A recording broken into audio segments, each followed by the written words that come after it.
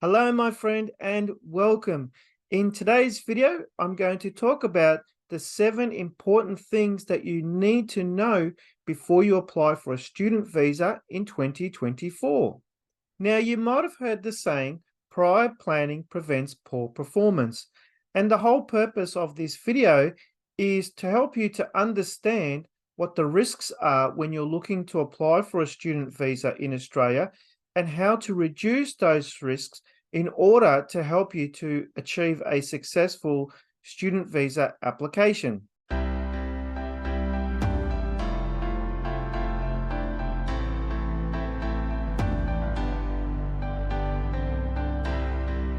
Welcome, my friend.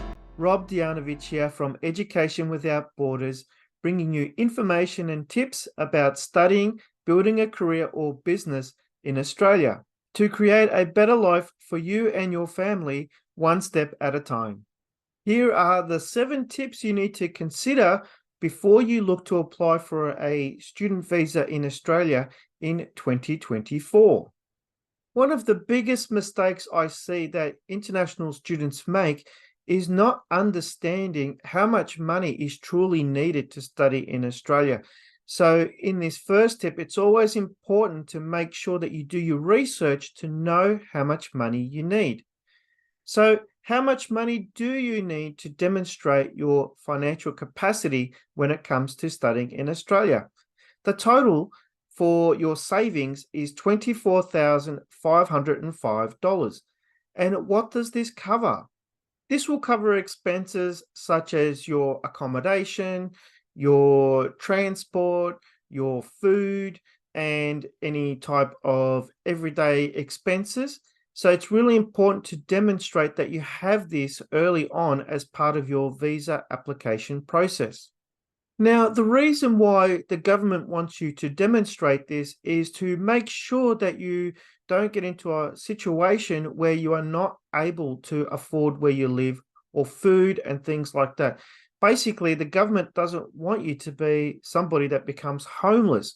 They want to make sure that you're well looked after when you're studying in Australia. So that's why they have such a big emphasis on ensuring that you can demonstrate that you have that financial capacity just for living in the first place. The government increased this total from 21,000 to the total to today because of the cost of living. And in the second point, the reason why that is because with the cost of living, it's also increased the cost of programs in Australia in itself. So once upon a time, when you would do your research to understand what may be the best course for you, you'll find that the average cost of programs in Australia has dramatically increased. Once upon a time, you could get a course very cheaply for maybe under 6,000 AUD, but in today's marketplace, with all the costs rising, it's gone up. So the second point here that I'd like to make is it's important to undertake your research to understand what is the true cost of a course that you're going to undertake. And also, what type of budget are you going to make for yourself in order to be able to pay for this course? So just to give you a big picture view of the average cost of courses, if you're looking to undertake an English program in Australia, you need to budget for somewhere close to about $300 per week. So if you look to undertake a English program for say 10 weeks, it's going to cost you about 3,000 Australian dollars. Now, if you are looking to undertake a vocational course, then you need to sort of budget between $12,000 to $15,000 per year. Once upon a time, there used to be much cheaper courses than this, but as I mentioned earlier, the cost of living has really increased that price. If you're looking to undertake a bachelor's degree, the cost of an average degree now is anywhere above 60,000 Australian dollars. So the averages are probably more around closer to 80 to $100,000 over a 3-year period. So this is something that you need to consider. If you're looking to undertake a postgraduate program, you need to sort of think about budgeting around $30,000 a year. So if you're looking to, for example, undertake a master's program, it may cost you on average $60,000 or more. So as you can see, the cost of programs has increased in Australia, and you need to be able to demonstrate this when you are looking to demonstrate your financial viability. So not only from point one that we mentioned earlier, your cost of living, expenses and your savings, but also demonstrate how you're going to be able to fund a particular course that may cost you $100,000 over a 3-year period. So as you can see from point one and point two, it's a really good idea to make sure that you understand the true cost of how much your program's going to cost you, whether it be 2 years, 3 years, 4 years, and so forth. And that can then help you to make an informed decision of one, can you afford it? And two, based around what you're going to spend, is it going to be a worthwhile investment for you for the future? Which leads me to point number three. One of the major things that changed in Australia is exactly how many hours a student can work per week. Now, during the pandemic, you were able to work up to 40 hours a week. But now that everything is eased back, the pandemic is lowering and things like that, the international regulations for how many hours a week you can work has reduced. So in this case, moving forward, an international student can work no more than 24 hours per week. Now, this can severely impact you in how you're going to be able to fund your cost for living and also fund your cost for your program as well. So do not rely on trying to find full-time work or part-time work that's going to help you to cover all of your costs in total. If you do that, one, it'll be picked up on your application when you're applying for a student visa that you don't have the financial means, that you could fall into a financial problem. So it's great to have a job and something that can complement your expenses, but do not rely solely on your earning capacity in order to be able to pay for your full tuition. Otherwise, you're making a big mistake for yourself, and it can impact your visa application in the future and your life as well.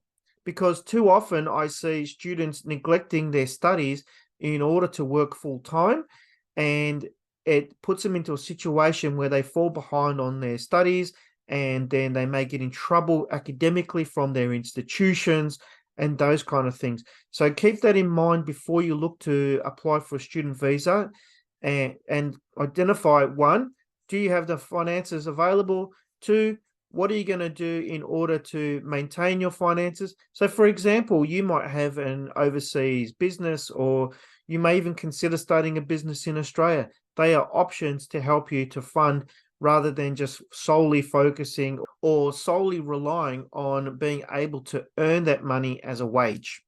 The fourth challenge that you need to think about is, where is your passport from and how old are you? As these can impact in the type of studies that you can undertake and also the institution that you can apply for.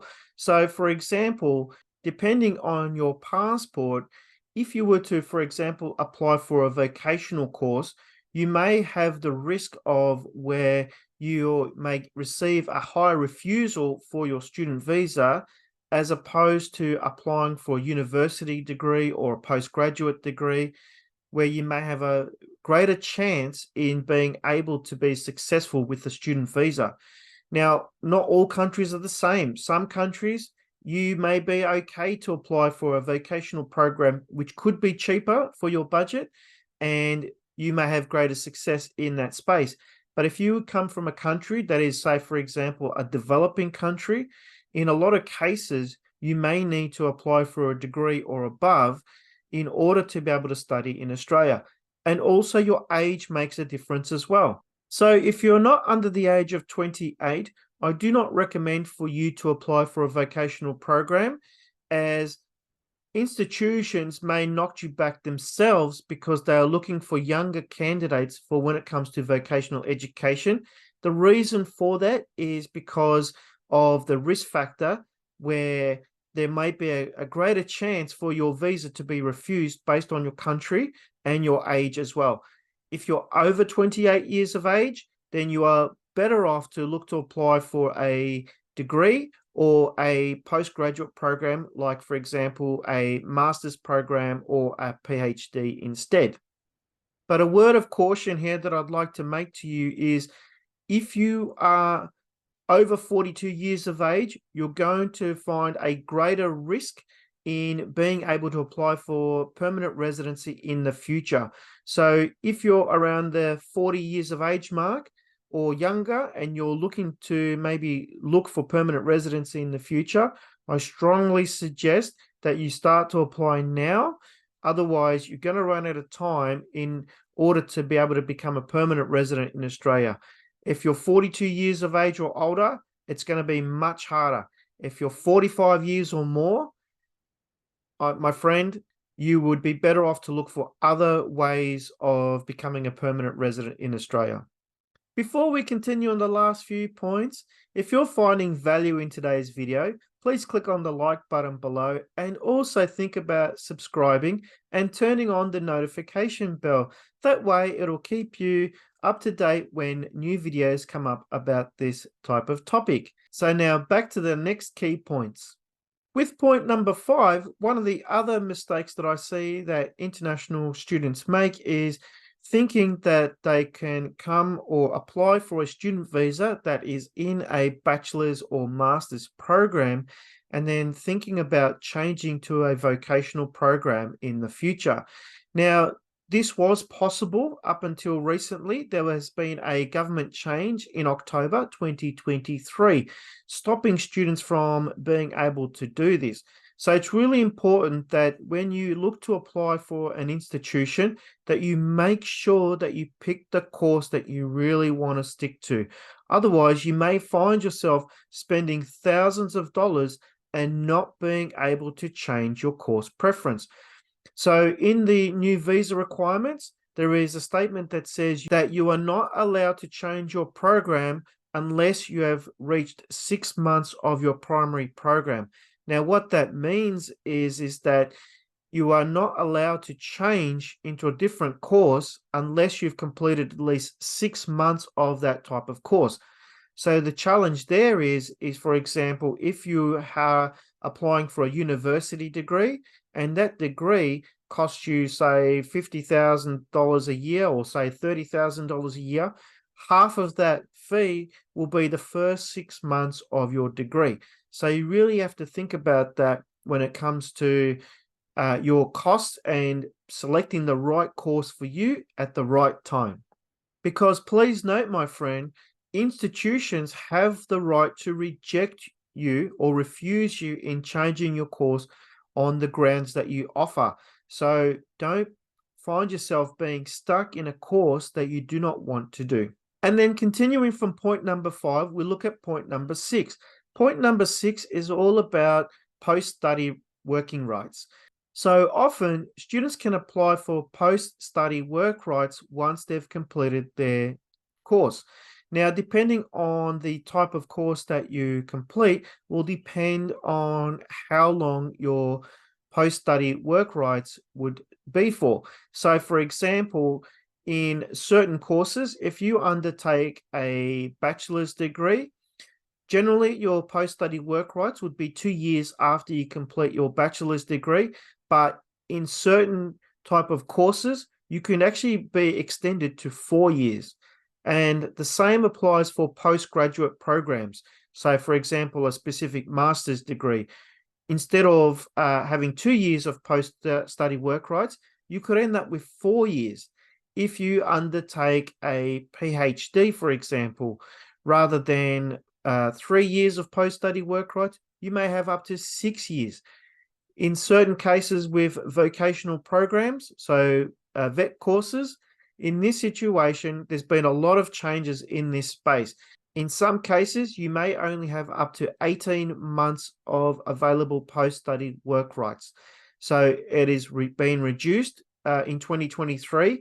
So you really need to weigh up your options of based on the cost of the course, based on the cost of living, and based on the what are you expecting to study for in order to get post-study work rights. If that's what's in your plan for the future, then you need to take those into consideration. So you might, for example, pay for a more expensive course, but that course might give you 3 to 6 years worth of post-study work rights in the future. So that's how you kind of got to weigh it up. And that's what you've got to sort of think about when you're looking to apply your visa applications and things like that. So before we move on to the last point today, what I'd like to know is, what have you found useful in this video? And what is it that you would like to know more about when it comes to studying in Australia? Please put your comments down below and I'd be more than happy to respond to them. So the last point I'd like to make here, which is point number 7, is not understanding what other hidden costs there could be when you're looking to study in Australia. So in point number 1, we looked at the cost of living. Point number 2, we looked at the cost of your studies. But the other costs that are not considered when you're looking to create a budget is things such as your cost for your actual visa application form. You need to take that into consideration. Now, at the time of recording this video, it's currently $710, but there are rumors by the government that this could increase in the future. So you need to take those costs into consideration. The cost of using a migration agent to help you to apply for your student visa.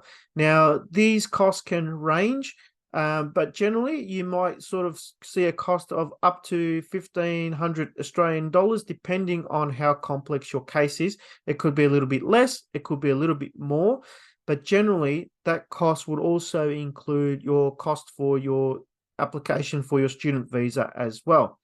Other costs that you would need to also consider is your overseas health cover. Now, depending on how long you're going to stay in Australia, the average cost per year could be somewhere around $800 to $900 per year. So take that into consideration when you're looking to apply for your student visa as well. As part of your application process, you may need to undertake a medical as well. So you might need to consider that as part of your cost for your visa application too. Other hidden costs that you might need to consider is if your institution requires you to provide English results, you may need to undertake some form of English test, and that will depend from country to country of how much that is. But on average, it might be between 3 to 350 Australian dollars. But that test will last you for 2 years.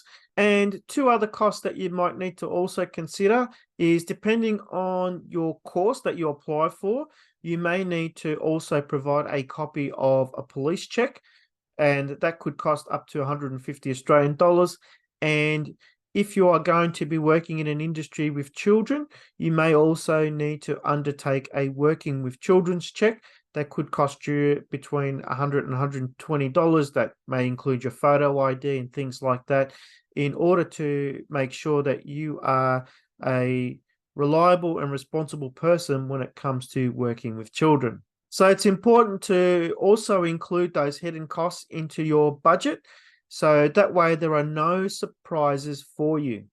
So in a nutshell, with those 7 points, the key here is to make sure that you are prepared. To help you with your preparation, I have created a free checklist that you can download to help you in planning to study in Australia. In the description below, you'll find a link. Once you open that link, all you need to do is complete your details, and then over the next few days, I will personally send you out that checklist. And in the next video, I'm going to provide you a guide about GTE and what you need to do to help you with your student visa application for Australia.